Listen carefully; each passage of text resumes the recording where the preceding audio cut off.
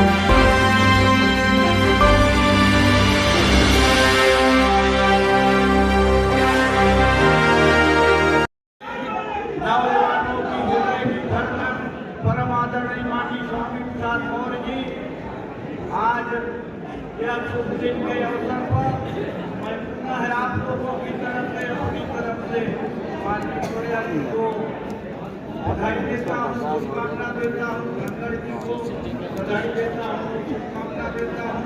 साथियों, बहुत कम समय मिला है। मैं आप लोगों से निवेदन करना चाहता हूँ, नौजवान इधर बुझाई कर रहे हैं। नौजवान ही परिवर्तन करता है, नौजवान ही अगुवाई करता है, नौजवानों को आवाज देते हुए। और इसी के साथ में अपनी जनता पार्टी आरएसपी की अध्यक्ष भूपेंद्र कुमार धनखड़ जी, महान जनता पार्टी के परिलाल साक्य जी, जननायक कर्पूरी ठाकुर सौ संस्थान के राष्ट्रीय अध्यक्ष चंद्रपाल सिंह जी, कौमी तरफुल कमेटी के अध्यक्ष खादिम अब्बास जी, इंसानी भाईचारा समिति के राष्ट्रीय अध्यक्ष डॉक्टर एस अकमल जी, सामाजिक न्याय मोर्चा के भाई रामकिशन सेन जी, नव भारत समाज पार्टी के हरकेश यादव जी, हम सबके बीच में उपस्थित डॉक्टर सिंह गौतम जी, सतबीर सिंह जाटव जी, हरिओम सिंह कुशवाहा महानवादी पार्टी के हमारे सम्मानित पदाधिकारी साथी हैं, रामचंद्र जी, ईश्वर जी, बेचू खान जी, भाई मुद्दुल संसारी जी, विजयपाल जी, जसवंत कठेरिया जी, आलोक प्रजापति जी, भाई मानव कांशीराम साहब जी के सहयोगी रहे। हमारे बान से के बहुत ही पुराने साथी विनोद मिलिंद जी, शत्रुघ्न जी, आर के मौर्य जी, राजेश जी, संजीव जी, गुलाब जी, रामधार प्रसाद जी के साथ हम सबके बीच में उपस्थित हमारे परम सम्मानित साथी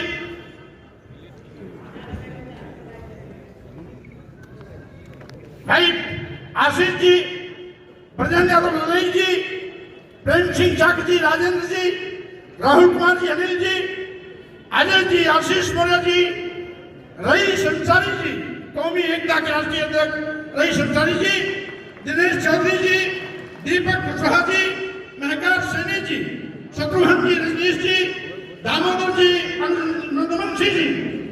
इसी के साथ आर्य सिंह हरिवंशी जी, आलोक कुशवाहा जी, संजय कुशवाहा जी, भाई रजनीकांत मौर्य जी, रामायण मौर्य जी, रमेश सैनी जी, विमलेश मौर्य जी, जितेंद्र सिंह जी और तमाम ऐसे साथी जो समाजवादी पार्टी को छोड़कर के आज सम्मिलित हुए हैं।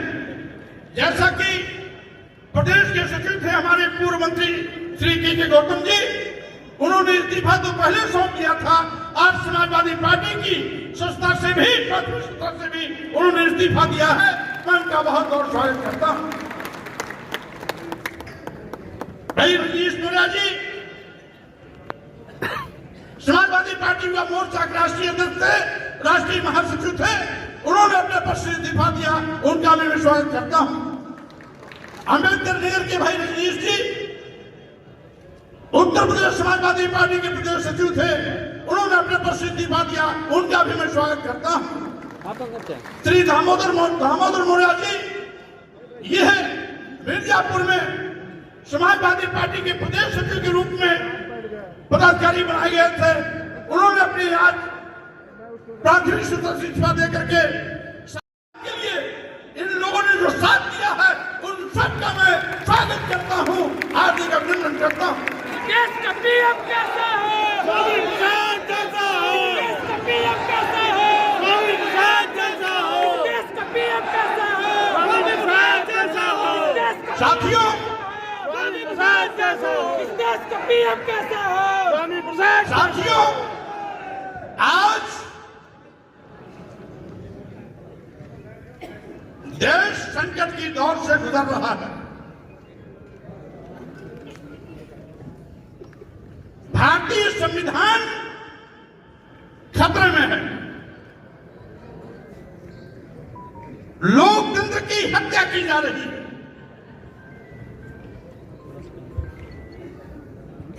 आज आपको मालूम है कि भारतीय संविधान की व्यवस्था के साथ खिलवाड़ किया जा रहा है। अनुसूचित जात, अनुसूचित जनजात और पिछड़ों को भारतीय संविधान द्वारा दिया गया आरक्षण क्या गला घोटा जा रहा है। यही नहीं, आरक्षित वर्ग के अभ्यर्थियों के, चयनित अभ्यर्थियों के नाम पर एक वर्ग विशेष के लोगों को नियुक्ति पत्र दिया जा रहा है। बिना विज्ञापन निकाले अनुसूचित जात, अनुसूचित जनजात और पिछड़े वर्ग के अभ्यर्थी उपलब्ध नहीं है, यह कह करके सभी विभागों में, मेडिकल विश्वविद्यालयों में, मेडिकल कॉलेजों में और विश्वविद्यालयों में, महाविद्यालयों में एक वर्ग विशेष के लोगों की तैनाती की जा रही है। आज देश के करोड़ों करोड़ नौजवान को बेरोजगार बनाया जा रहा है, रोटी के लिए मोहताज बनाया जा रहा है। आज बेतहाशा बेरोजगारी बढ़ी है, महंगाई से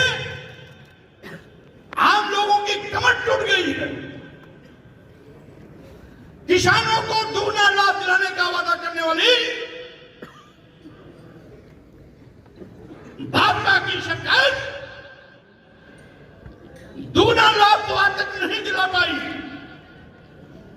किसानों पर बर्बर पुलिस की लाठियां भाजी जा रही है। किसानों के रास्ते में कील और कांटे बिछाए जा रहे हैं। एमएसपी की मांग करने वाले किसानों को दुश्मन जैसा व्यवहार किया जा रहा है। यही नहीं साथियों, देश के लघु एवं मध्यम व्यापारी जिन लोगों ने इनको सरकार बनाने के लिए कभी वोट भी दिया था, नोट भी दिया था, पहले उनका शोषण जीएसटी के नाम पर किया गया। और अब जीएसटी से संबंधित सारे मामले ईडी को सौंपकर ग्रामीण क्षेत्र के जिले, तहसील, विकासखंडों और ग्राम पंचायतों में जो हमारे छोटे व्यापारी हैं, ईडी के माध्यम से उनकी कमर तोड़ने की तैयारी की जा रही है। यही नहीं, लोकतंत्र को दबाने के लिए, लोकतंत्र को खत्म करने के लिए, लोकतांत्रिक मूल्यों की हत्या करने के लिए ईडी, सीबीआई, इनकम टैक्स का दुरुपयोग किया जा रहा है। यही कारण है देश में विपक्षी पार्टियों के सभी नेताओं के खिलाफ एक एक कर सीबीआई, ईडी, इनकम टैक्स के माध्यम से तथ्यहीन मुकदमे दर्ज करा करके उनको अपमानित किया जा रहा है। उनकी आवाज को कुचलने की कोशिश की जा रही है।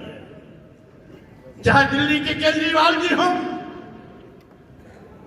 चाहे बिहार के लालू जी तेजस्वी हो, और वहां के मुख्यमंत्री जी जो पलटू राम बनकर के पलटे मार गए, नीतीश जी हो, वो भी इसी दांव के चक्कर में घुटना टेक दिए चले गए।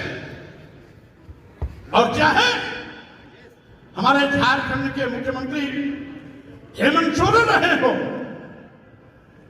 इस प्रकार से देश में जहां जहां भी विपक्षी पार्टियों की सरकारें हैं या विपक्षी पार्टियां केंद्र सरकार पर हमलावर हैं, वहां पर ईडी, सीबीआई, इनकम टैक्स के माध्यम से उनकी आवाज को दबाने की कोशिश की जा रही है। इस पर चर्चा न हो, बेरोजगारी पर चर्चा न हो, महंगाई पर चर्चा न हो, किसानों के साथ हो रहे अन्याय पर चर्चा न हो, व्यापारियों के शोषण पर चर्चा न हो। आज लोकतंत्र को बचाने की बात न हो, संविधान से हो रहे खिलवाड़ के खिलाफ आवाज न उठे, इसलिए सत्ता में बैठे हुए लोग भाग्य भगवान का सहारा लेकर, धर्म की दुहाई देकर इस देश में नफरत का बीज बोकर समाज को बांटने की कोशिश कर रहे हैं। हमारी संस्कृति रही है हिंदू, मुस्लिम, सिख, ईसाई सब हैं आपस में भाई बहन। यह बुद्ध की धरती रही है, यह महावीर जैन की धरती रही है, जहां से भाईचारे का संदेश कभी पूरी दुनिया में दिया गया था। और साथियों, मानो मानो एक समान की विचारधारा पूरी दुनिया में दिया गया था, आज उसको खंडित किया जा रहा है। वसुधैव कुटुंबकम का संदेश हमारी इसी भारत भूमि से गया था, आज उसको तोड़ा जा रहा है। धर्म की दुहाई देकर सत्ता में बैठे हुए भूखे भेड़िए आज इंसानियत का कत्लेआम कर रहे हैं। फिर क्या प्रति पैदा कर हिंदू मुसलमानों को दो पार्ट में बांटने का नापाक इरादा और कोशिश कर रहे हैं। मैं कहना चाहता हूं, भारतीय जनता पार्टी और आरएसएस का जो इतिहास है इस बात का गवाह है कि इस देश की आजादी में स्वतंत्रता संग्राम सेनानियों में उनके परिवार और कुनबे का कोई व्यक्ति हिस्सेदार नहीं रहा, और इसीलिए इस देश से उनको कोई लगाव भी नहीं है। वो देश को लूट रहे हैं।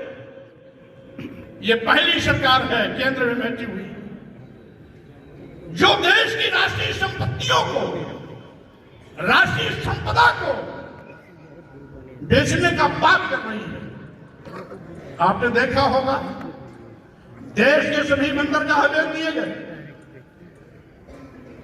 सभी एयरपोर्ट बेच दिए गए, एयर इंडिया बेच दिया गया, सभी रेलवे स्टेशन बेच दिए गए, कई दर्जन ट्रेनें अपने चहेते उद्योगपति अदानी और अंबानी के हवाले कर दिया। LIC जैसी बड़ी संस्था जहां लाखों लाख लोग काम करते हैं, उसको भी अदानी को सौंप दिया। यानी जिन सरकारी विभागों में देश के नौजवानों को उम्मीदें थी कि आने वाले दिनों में इन विभागों में भी हमें सरकारी नौकरी के रूप में सेवा का अवसर मिल सकता है, लेकिन जब वो निजी हाथों में चले गए तो कोई किसी भी वर्ग समाज का नौजवान हो, वो अब सरकारी नौकरी के लिए मोहताज हो जाएगा। सरकारी विभागों में ही आरक्षण लागू होता है। जब एक एक करके सारे सरकारी विभाग अदानी और अंबानी के हवाले कर दिए जाएंगे तो अनुसूचित जाति का आरक्षण लागू नहीं हो पाएगा, अनुसूचित जनजाति का आरक्षण नहीं लागू हो पाएगा, पिछड़ों का भी आरक्षण नहीं लागू हो पाएगा। आरक्षण न देना पड़े, इसलिए यह सरकार एक साजिश के तहत सरकारी विभागों को, सरकारी उपक्रमों को निजी हाथों में बेचने का पाप कर रही है। सरकारी संपत्तियों को बेचने का मतलब यह सरकार देश को बेच रही है। देश की जनता की गाड़ी कमाए खून पसीने की मेहनत से आए हुए टैक्स के बिना पर बने हुए सरकारी संपत्ति, संपदा और विभाग एक एक करके उद्योगपतियों के हवाले किए जा रहे हैं। जो भी विज्ञापन आता है, पिछड़ों के 27% आरक्षण के बजाय 27 के सापेक्ष मात्र कहीं 5% दिया जाता है, कहीं 8% दिया जाता है। अनुसूचित जाति, अनुसूचित जनजाति के आरक्षण 22% के सापेक्ष कहीं 4%, कहीं 3%, कहीं 2% में समेट दिया जाता है। यहां तक कि तमाम विभागों में हमने यह भी देखा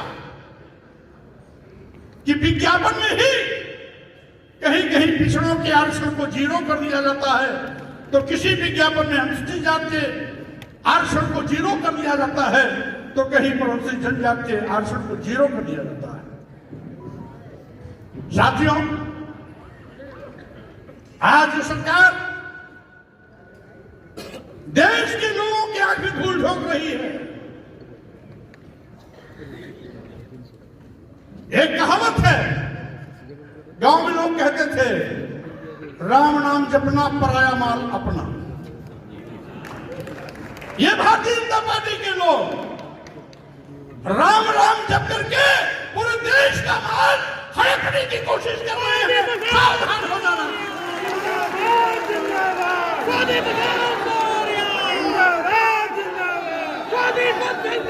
इसलिए मैं कहना चाहता हूं, ये राम के भक्त नहीं है, ये राम के भक्त नहीं है, धर्म से इनका कोई लेना देना नहीं है।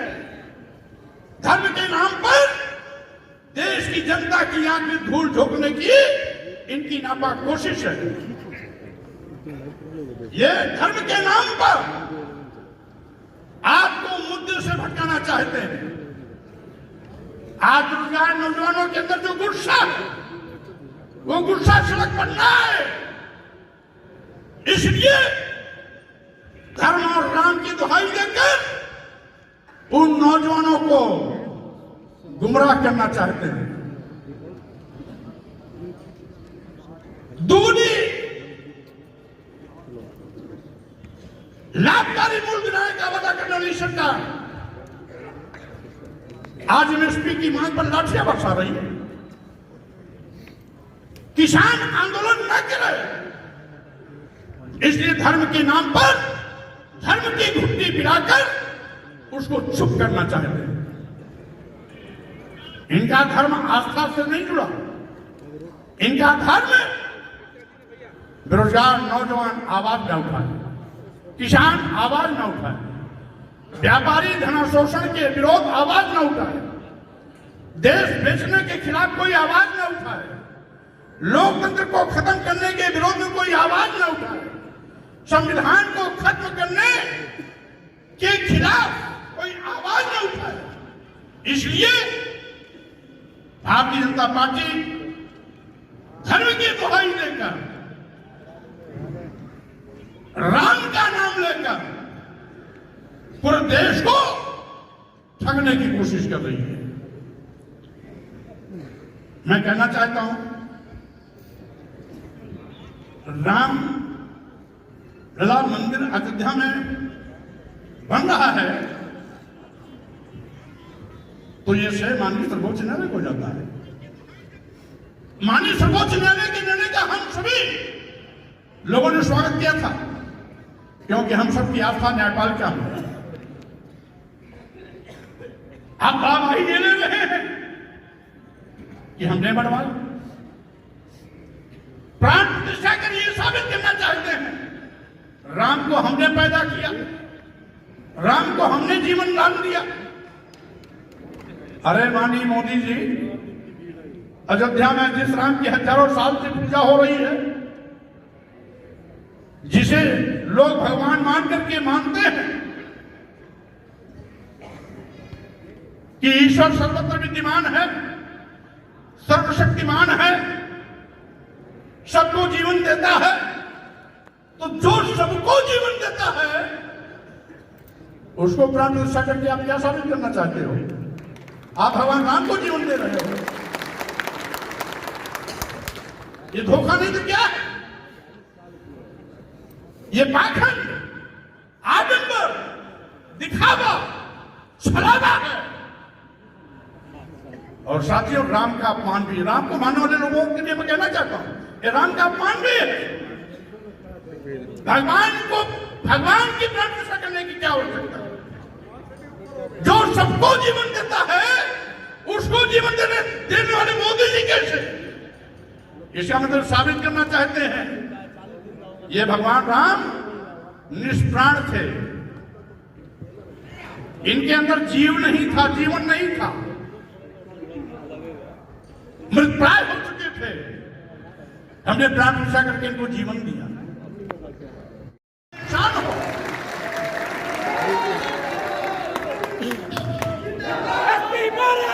यानी आप सब तो इंसान हो, ये तो भगवान को भी धोखा देने में माहिर है। इस साथियों में कहना चाहेगा, आज इनके गुमराहियत में मत आना। आज इस देश के नौजवानों को नौकरी चाहिए, आउटसोर्सिंग वाली नहीं, सरकारी नौकरी चाहिए, जिससे कि नौजवान अपने पैरों पर खड़ा हो सके। महंगाई से आम जनता की कमर टूट रही है। देश की करोड़ों करोड़ जनता को इस महंगाई से बचाना हम सबकी जिम्मेदारी है। किसानों पर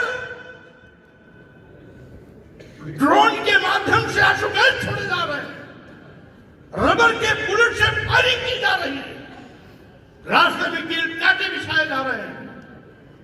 किसानों को दुगना लाभ न देना पड़े, ये आवाज दबाई जा रही है।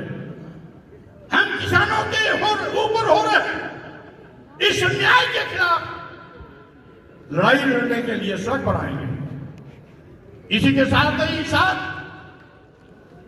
आज जो लोग मनसूबा पाले हैं, अभी पूर्व मंत्री श्री भगवती सागर जी एक अखबार की कटिंग दिखा रहे थे, जिसमें आरएसएस ने अपना उसमें दिया था कि नए संविधान का प्रारूप क्या है, यानी संविधान बदलना चाहते हैं। साथियों, जानते हो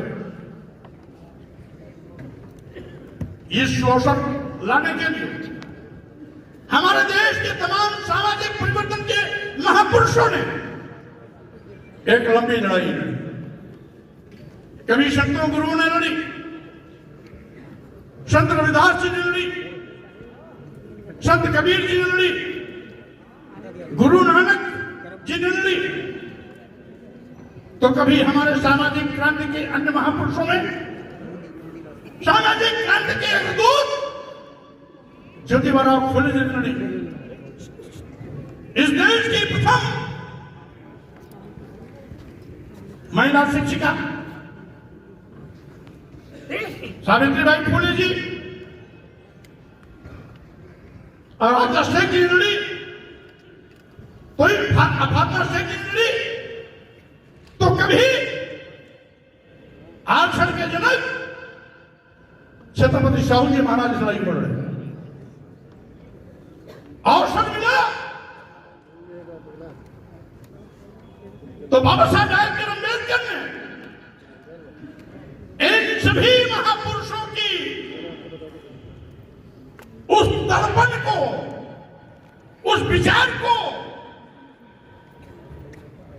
ध्यान में रखते हुए इस देश में एक ऐसा भारतीय संविधान दिया जिसके माध्यम से हम सभी लोग जो यहां पर बैठे हैं, भारतीय संविधान के पहले हम सभी लोगों को शूद्र कह करके जानवर से बदतर जिंदगी जीने के लिए मजबूर किया जाता रहा।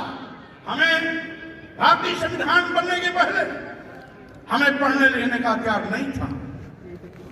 इस देश की महिलाओं को भी पढ़ने लिखने का अधिकार नहीं था।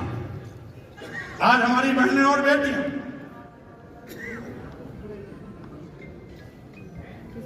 ऊंचाइयों के शिखर पर हैं। आईएएस के रूप में, आईपीएस के रूप में, डॉक्टर, इंजीनियर, प्रोफेसर के रूप में। ये देन भारतीय संविधान की है। आज हमारे बीच में यहां तमाम प्रोफेसर, डॉक्टर, इंजीनियर, डीजीपी आदि लोग बैठे हैं, जज, तमाम लोग बैठे हुए हैं। ये देन बाबा साहब डॉक्टर अम्बेडकर की है। डॉक्टर अम्बेडकर अमर रहे।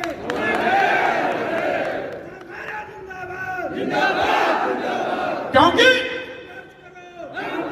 जब तक भारतीय संविधान नहीं था, मनु का संविधान था, उस समय एक कहावत चलती थी, नारी शूद्रो न दीयता। इस देश की स्त्रियों को किसी भी वर्ग और जात की हो, और देश के शूद्रों को पढ़ाई शिक्षा नहीं देनी चाहिए।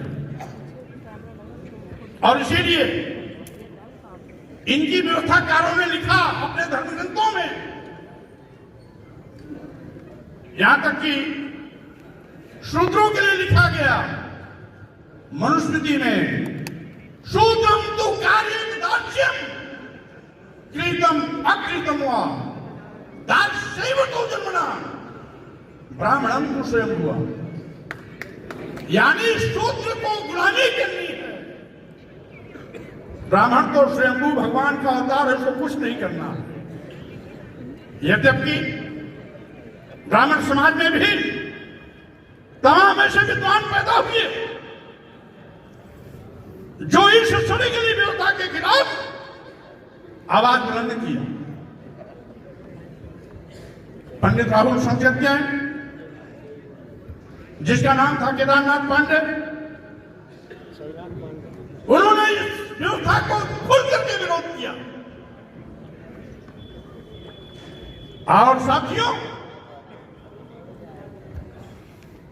प्रोफेसर पंडित जगन्नाथ उपाध्याय जी, जो बीचू के पाली भाषा के हेड ऑफ डिपार्टमेंट हुआ करते थे, इस जात पात, छुआछूत, ऊंच नीच, भेदभाव मूलक व्यवस्था पर कड़ा प्रहार किया। आज भी ब्राह्मण समाज के तमाम ऐसे विद्वान हैं जो दलितों, आदिवासियों, पिछड़ों, अल्पसंख्यक समाज के साथ हो रहे अन्याय के खिलाफ मुखर होकर आवाज उठाते हैं। चाहते तो बदलने की भावना से जिन लोगों ने इस देश के दलितों, आदिवासियों, पिछड़ों के साथ जनजातीय अत्याचार अन्याय किया था, उनके खिलाफ बदले की भावना से कुछ अन्यथा लिख सकते थे। धन्य है बाबा साहब डॉक्टर अम्बेडकर। हजारों साल की पीड़ा झेलने के बाद भी आपने किसी के साथ कोई भेदभाव नहीं किया, समान संविधान बना करके सबके सम्मान और स्वाभिमान की रक्षा की। इसके लिए आज पूरा देश आपके लिए ऋणी है। आज पेरियार स्वामी नायकर नारायण संत गाड़िया, रामस्वरूप वर्मा जी, पेरियार रमेश सिंह यादव जी, शहीद जगदेव कुशवाहा बिहार, इन महापुरुषों का नमन करता हूं, अभिनंदन करता हूं। साथ ही साथ सामाजिक परिवर्तन के महानायक मानवर कांशीराम जी ने जो एक नारा दिया था कि जिसकी जितनी संख्या भारी उसकी उतनी हिस्सेदारी के फार्मूले पर चलते हुए राष्ट्रीय सोशलिस्ट समाज पार्टी के माध्यम से मैं सबके सम्मान स्वाभिमान सत्ता शासन में हिस्सेदारी को बराबर सुनिश्चित करने का काम करूंगा। यह हमारा संकल्प है।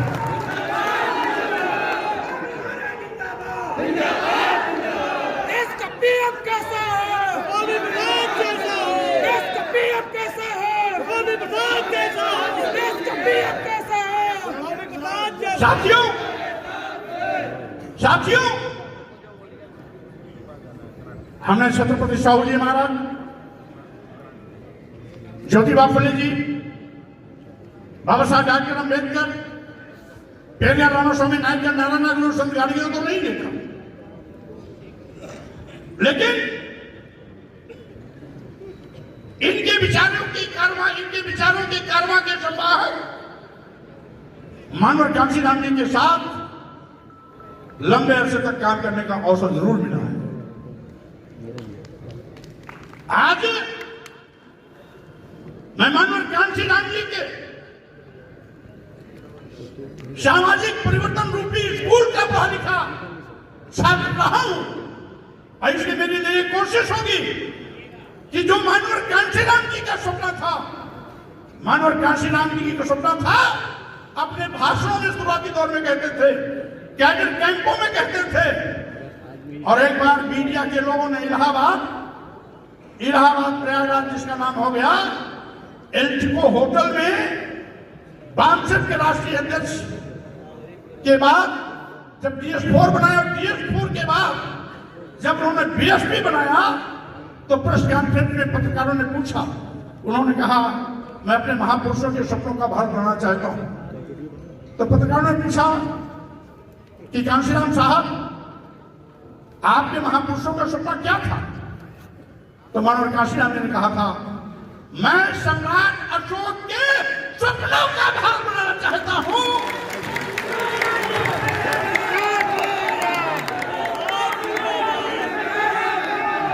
कांशीराम साहब के सम्राट अशोक के सपनों का भारत बनाने का आदर्श मानवर कांशीराम जी का था। हम उन्हीं के स्कूल के छात्र हैं, इसलिए उनके विचारों को आगे ले जाने के लिए किसी भी प्रकार के खतरे को, किसी भी प्रकार की टकराहट को, किसी भी प्रकार के अवरोध से कितना क्यों भी न लड़ना पड़े, पीछे कदम नहीं हटाऊंगा, आगे ही बढ़ता चलूंगा।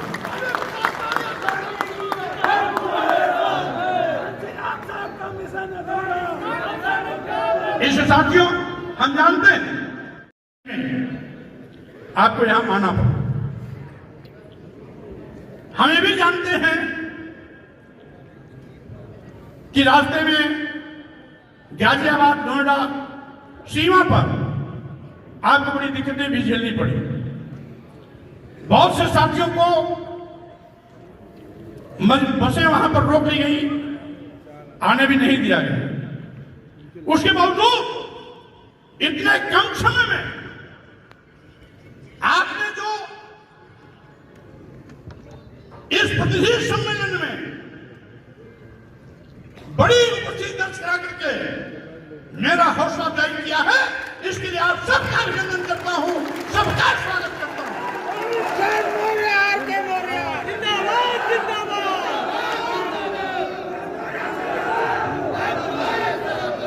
मैं अपेक्षा करता हूं आप सभी लोगों का सहयोग इसी प्रकार से सदा आगे भी मिलता रहे। और साथ ही साथ हमें भी जानते हैं कि आप को जल्दी जाना भी है, बहुतों की ट्रेनें इंतजार कर रही होंगी, बहुत की ट्रेनों का समय भी हो रहा है। जो लोग बस बॉर्डर पर छोड़ के आए उनको वहां बस भी पकड़ना हो किसी रूप में, ये भी जानता हूं। लेकिन उसके बावजूद आज मैं इतना ही कहना चाहता हूं, देश और प्रदेश की हालात बहुत बिगड़े हुए हैं। इस बिगड़े हालात को सुधारने के लिए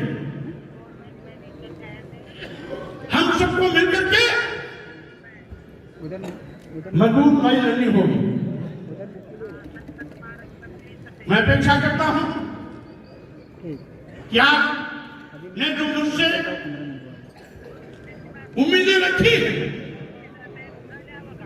आपकी उन उम्मीदों की कसौटी पर मैं खरा उतरूं, इसके लिए जितने भी संघर्ष की आवश्यकता होगी उतने संघर्ष किए जाएंगे, उतनी मेहनत की जाएगी। लेकिन हमारी कोशिश होगी कि कभी भी आपका सिर झुकने नहीं दूंगा, आपका सिर हमेशा ऊंचा उठाऊंगा।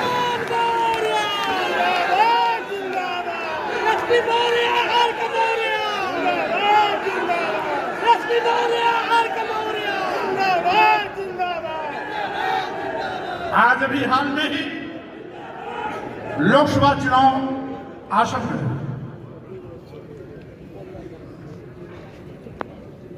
आप सभी लोगों ने आज एक नई जिम्मेदारी दी, चुनाव सिर पर है, इससे जिम्मेदारी भी बड़ी है।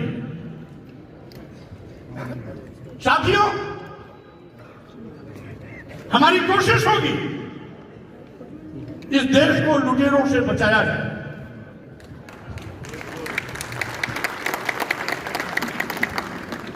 इस देश का संविधान बचाया जाए, इस देश का लोकतंत्र बचाया जाए,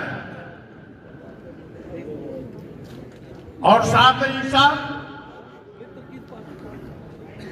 आने वाले 2024 लोकसभा चुनाव में सत्ता में बैठे हुए लुटेरों को बाहर का रास्ता दिखाया जाए, ये हम सबका संकल्प है।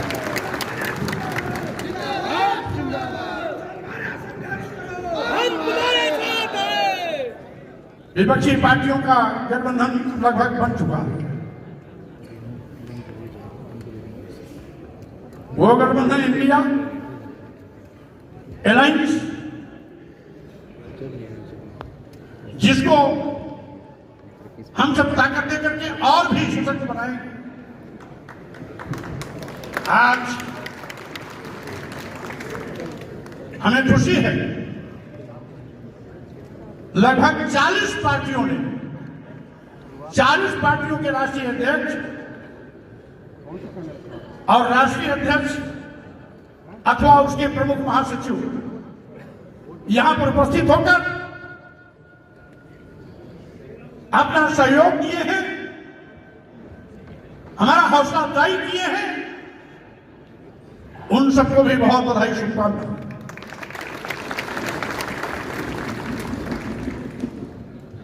साहब सिंह धनगर जी 1 साल से मेरे पीछे लगे हुए थे।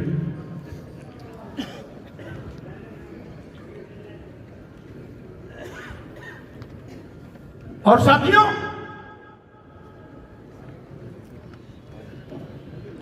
उसके पूर्व की सारी कहानी प्रोफेसर रामकृष्ण वर्मा जी बता चुके हैं, धनगर जी बता चुके हैं। मैं उसकी पुनरावृत्ति नहीं करूंगा, क्योंकि भैया जी धनगर इसके संस्थापक राष्ट्रीय अध्यक्ष रहे। 4 महीना पहले दिलीप चौधरी जी को इन्होंने राष्ट्रीय अध्यक्ष बना के इसकी जिम्मेदारी सौंपी। 1 साल से ये इतने धुन के पक्के थे कि ये निराश नहीं हुए और इरादा इनका इतना पक्का था, विश्वास था कि आज नहीं तो कल मौर्य जी को अपने साथ में खड़ा कर लूंगा।